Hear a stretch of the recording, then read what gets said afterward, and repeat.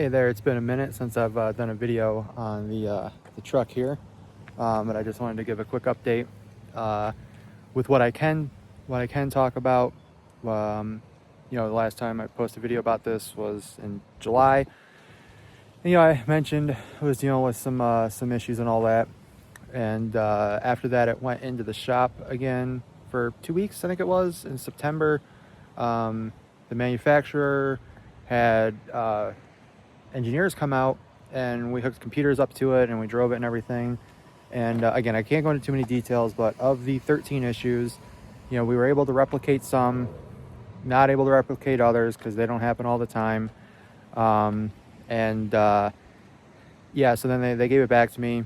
Said that future software updates are going to fix some of the issues. They tried resetting some things for some of the other issues, asked me to drive it for a bit, I still don't feel safe in this vehicle. I moved on to the Tesla, and that's what I drive.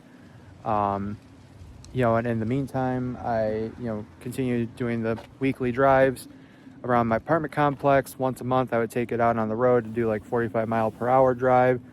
Keeping it maintained. So the update that I have now is that it's the nightmare is going to be over. That's all I can say. I apologize. I can't give more information.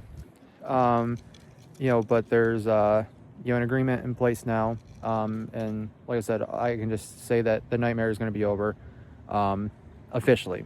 I haven't driven the vehicle as my primary vehicle in a year almost. Between the time it's been in the shop, I had rental cars, loaner vehicles, and then I got the Tesla. I haven't had to use it as a primary vehicle, since last December almost.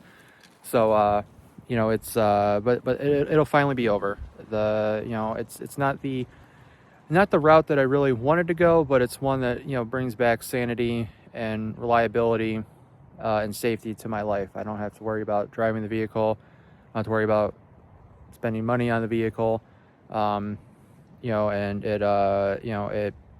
It's a solution that I think every party involved, it's the best solution at this time, is what I'll say. I want to thank my lawyer for all the work that he did. I want to thank the service center at the dealership. I just want to make sure that, like, you guys know, they took my concerns seriously. They worked with me. They tried. It's past the point now where I would ever feel safe in this vehicle, and that's why I moved on. And since May, I've been paying for 2 vehicles and everything else, and just keeping this one maintained. So I've already started selling some stuff off because I bought some accessories for it, like a tonneau cover and all that. I've already sold the tonneau cover. Side steps I'm just going to keep on because I can't get those off, and I don't feel like keeping them in my apartment and trying to sell them and all that. So I'll just they'll stay with the vehicle for its next life. So again, I apologize. I can't go into too many details, but everybody, like I said, everybody is content with this solution. In the long run, short run, I lose money. Long run, I gain financial stability because, again, I won't be throwing away, the money for car insurance and car payment every month here soon, as the nightmare will be almost over. So thank you for watching the video, and I won't answer too many questions.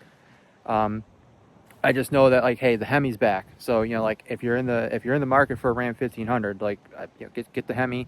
The Hurricane's not bad either, and a lot of the bugs that I have on mine, again, it's a 2025.